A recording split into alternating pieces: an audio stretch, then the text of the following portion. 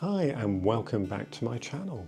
I'm going to be going on a trip to Dartmoor this coming Monday or Tuesday. Nothing new about that, but what is new is I'm going to be taking a couple of pieces of equipment with me which I'm going to review. I mentioned in a recent video that I want to do this stuff for a couple of reasons. One, it'll help pay for the channel. Just in terms of the cost of trips and bits of equipment and things that I have to purchase.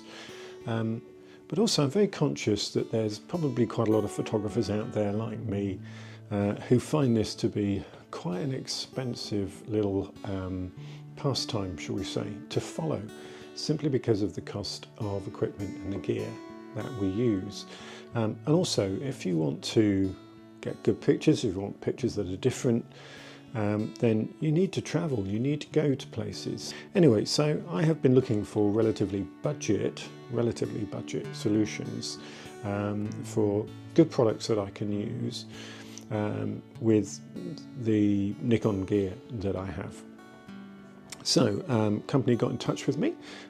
They are called K&FConcept, and they've sent me a couple of things to try out. Now, I have used some of their stuff before, and in fact the Osmo Pocket 3 that I'm filming some of this on has a little attachment to it that's a little kind of, has a USB pass-through, and it clips to the bottom of the Osmo Pocket 3 so that I can attach it to Arca Swiss quick release plates, that kind of stuff, and it just was really nicely made. I was very impressed with it, and coincidentally not long after I'd purchased that off Amazon, they happened to get in touch with me to ask whether I wanted to review anything else. So without further ado, I'm going to take a look at these two items. The first is going to be this one, and this is a tripod. I've literally not opened this at all, so everything that's going to come out of here is going to be a surprise as far as I'm concerned. So the first surprise I didn't expect is it comes in a case, in a carry case, and actually looks quite nicely made. Looks pretty tough.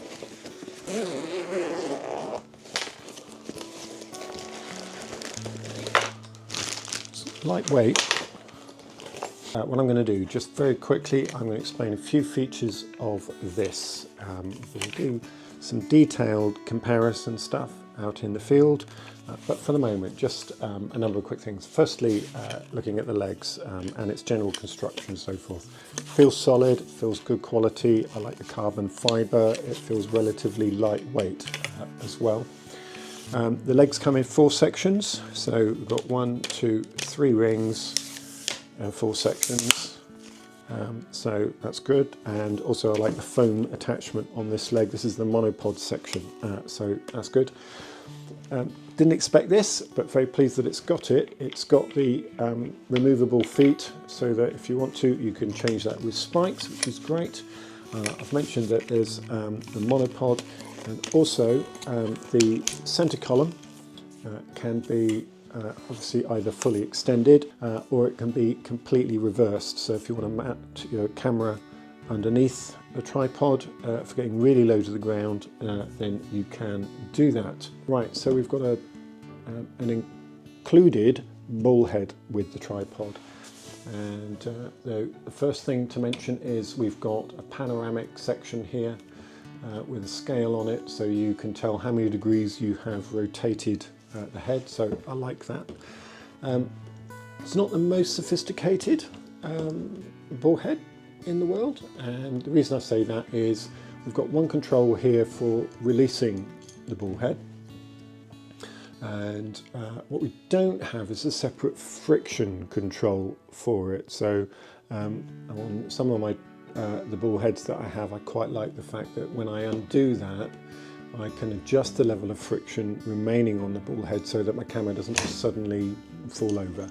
And then it also comes with an incorporated Arca Swiss plate and the plate that you fit to whatever accessory camera and so on that you happen to be using with it. So like that, first impressions, nice actually. Okay, Next, there's the filters here, and these come in a nicely put together stitched pack, with a magnetic release.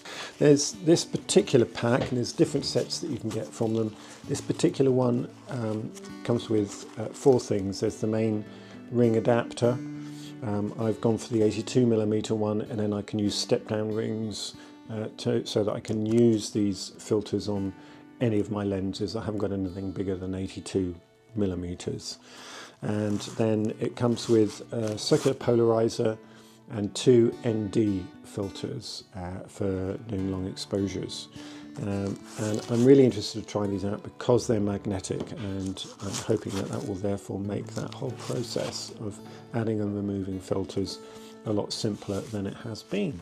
The proof of the pudding there really is going to be whether or not they introduce any colour cast into my photography, and if they do, how easy it is going to be to remove that and how that compares with the other filters that I currently use.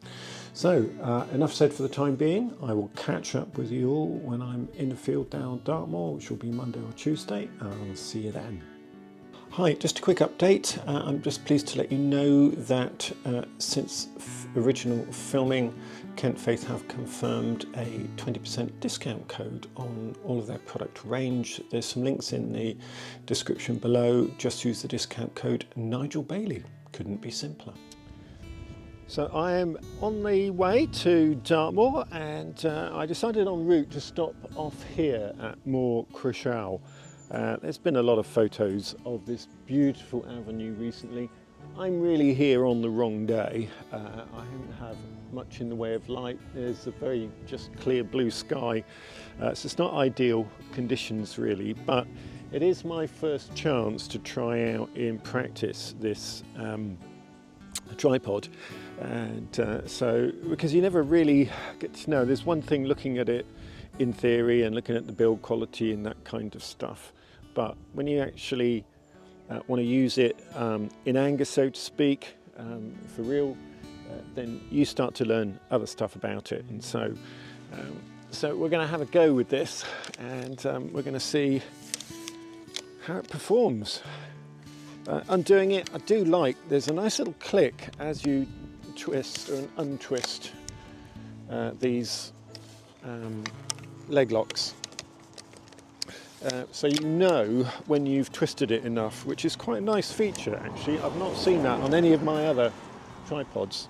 I have to say that I am a bit disappointed with the centre column, because I have noticed that when I extend it to its full height, I know it's not level at the moment anyway, but when I extend it to its full height, it has a bit of a lean on it in the opposite direction from the lock, and so that could make getting it level just a little bit tricky. And we're just going to pop the Nikon Z7 II on top of here, and so I mustn't get in the habit of comparing it too much with my other tripods, because both of my other tripods are in the sort of £400 sterling range, and this one you can pick it up at the moment for about £145. What I want to know from using this tripod is this a good sort of entry level, really, a tripod for someone who hasn't got a big budget? Now, I know that I was moaning about not having light earlier, but I do rather like this composition. We've got these long shadows being cast to the right from the trees, and these lovely linear lines from where this field has been sown, and we've still got some colour in the trees. It's still got some autumn colour in them. Not a lot, but we've got some, and that is being side lit from the left, and I think that looks rather nice actually.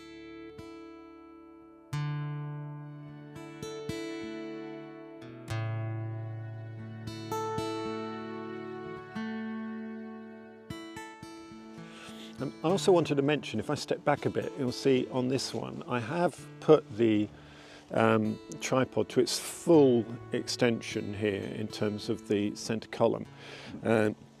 I'm shooting at a 30th of a second, and I really wanted to just see the extent to which, if I shoot as I normally do, I might or might not have some wobble on this. But I've got to say, it looks, you know, some movement on it. This just looks really sharp. So I haven't got a problem with that at all. It looks really sharp to me. So, and this is the thing, isn't it? How much do you need to spend on a tripod? You know, their primary job is to keep the camera still.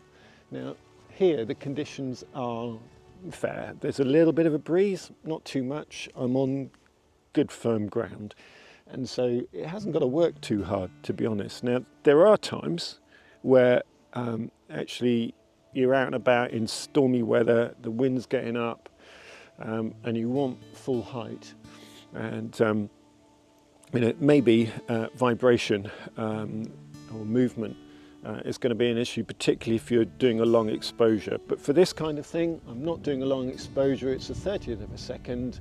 It's not too much of a wind. This tripod's going to perform fine. It's not going to do any better or worse than any of my other tripods. Something to watch out for on a bullhead particularly is the extent to which when you tighten it, do you subsequently get sag on the bullhead? So as you release it, you've tightened it up. As you release your grip on the camera, you know, do you get that little bit of movement, which can be very frustrating. And I haven't noticed that with this one. Once I've tightened it, it's staying there. Now I'm going to retake this shot. I've come back a little bit further. I'm a bit further up the hill, and what that means is, if you look at this setup now, I haven't got the sky in the picture at all because I can aim the camera downwards, and so I'm looking more down on this avenue of trees now. It's still a similar shot, and I've come a little bit out, a little bit wider, so I've got more of the field in because I like these lines that I'm seeing. So compositionally, I think this is a stronger shot than the ones that I just took.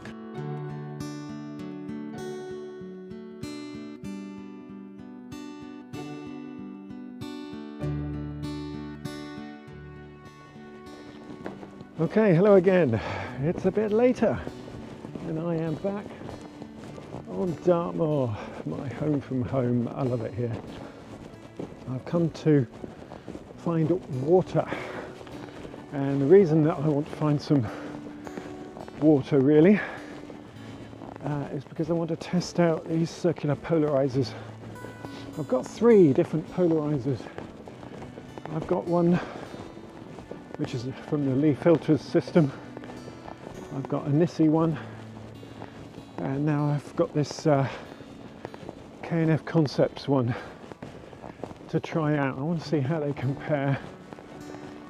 I suspect they're going to be very similar in terms of their outcomes, but probably very different in terms of how they're used, their usability, convenience factor. And so I'm particularly interested with the K&F Systems one, sorry, K&FConcept one, with the magnetic fitting side of things. I want to try out the ND filters and see to what degree or not they really are neutral density, whether or not I'm getting any colour casts that I can't take care of. So I'm going to take a number of images. So I'll take some images with no filters at all, some with circular polarizer from each of the systems if I've got time, and then also I want to take some images with both the Lee filters neutral density filter set, the little stopper, particularly that's a 6-stop neutral density filter, and the equivalent one, the ND84 they call it, which is not 84, 64, which is effectively also 6 stops of light.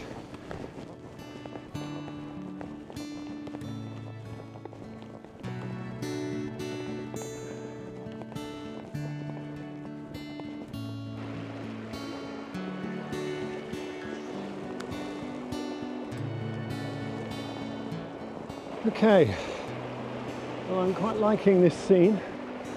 So I'm looking at shooting upriver. The sun's from over that direction, so this is great for cutting down in terms of polarizing light, cutting some of the sheen off this water as we look that way, and we're going to get some clouds scudding across the horizon there. So I'm going to get set up.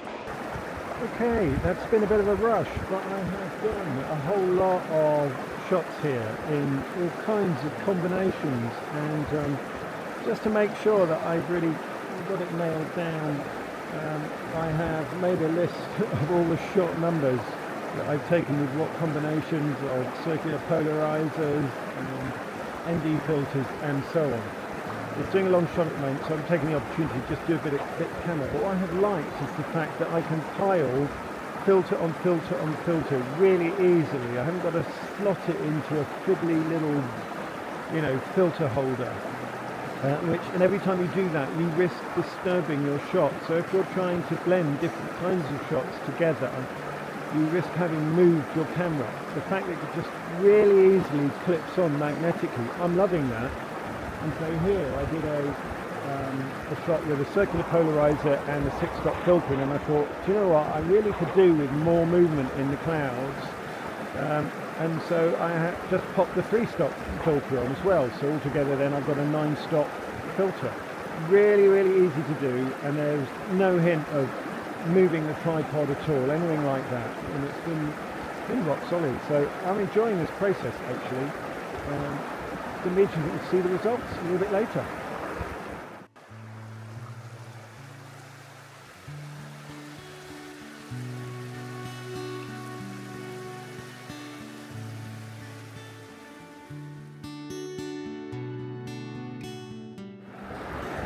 I got the exposure right, so 240 seconds was pretty much spot on from the looks of it.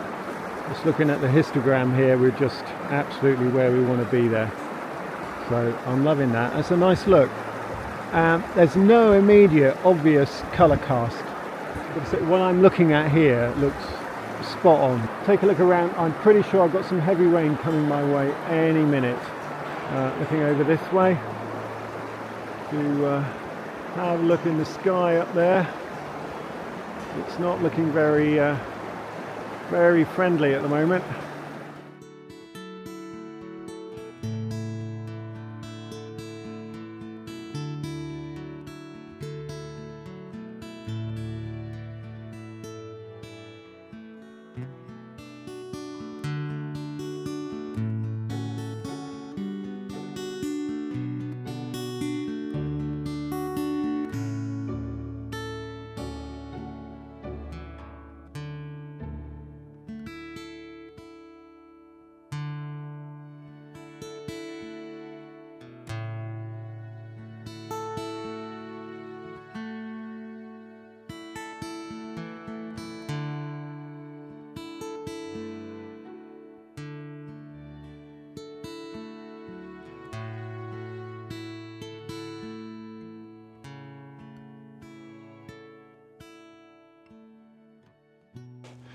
So it's getting a bit dim now. It doesn't look it on your screen, but it does to me. But I just think, well, I've still got a little bit of light. I'm just going to do a quick comparison of this tripod with this one. So this is a completely unfair comparison. I would say this weighs, comfortably more than double the weight of the K&FConcept one, and yet it is sold as a travel tripod.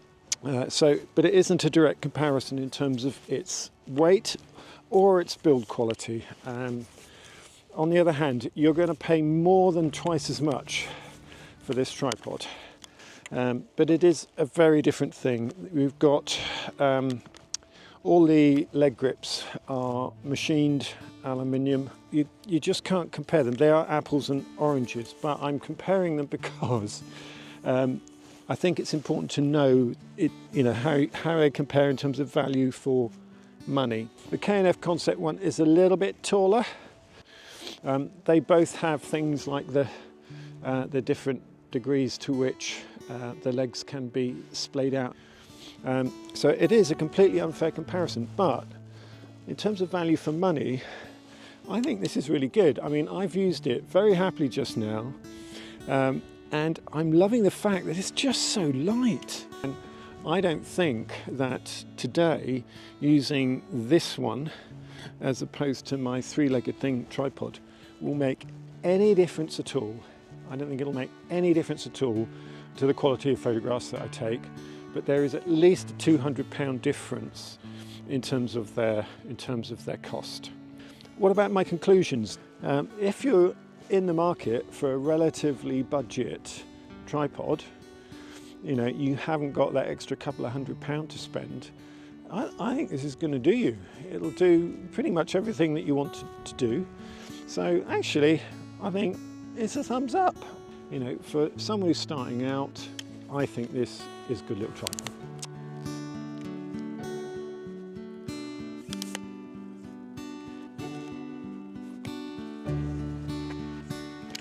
Welcome back. Yeah, I'm back at Meldon Reservoir, as you can see. And it's another chance to try out some of this equipment. It's quite nice having a 3-stop filter, actually, because the other filters that I've got are 6-stop and 10-stop, and those are the Lee filters, the little stopper and the big stopper.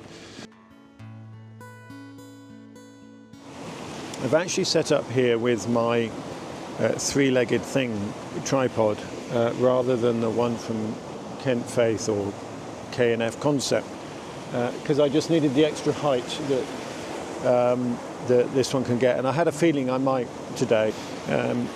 But what I am going to use is my, I'm going to call them K&FConcept because that's what it says on the ring there, CPL here, and then I'll be able to easily add the additional filters to when I want to slow things down a bit. So all I'm going to do with the polarizing filter is just take some of the glare off the water, and then the other reason I wanted height on the camera here is because I didn't want the sky in the background because it's really harsh light, but I am at least in the shadow here as I thought I might be. And I've removed the 3-stop filter because I think I'm getting a quarter of a second. I'm getting enough. The water's moving quite fast. I'm getting enough motion in the water. Okay, this is a slightly precarious position, as you can see. So I'm going to try and safely get out of here and find a simpler position. Anyway, if any of these shots are any good, here are those shots.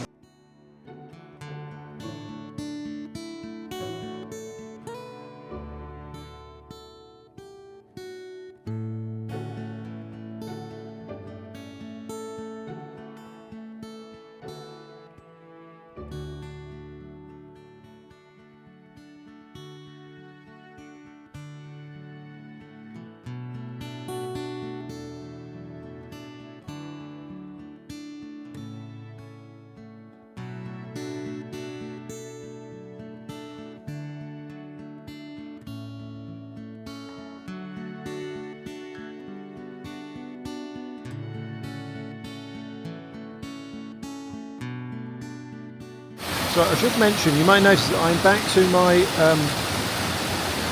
K&F or KentFaith K&FConcept tripod here. I got fed up trying to lug around my three-legged thing tripod through all these difficult rocks and things. It's really not very easy to clamber around here.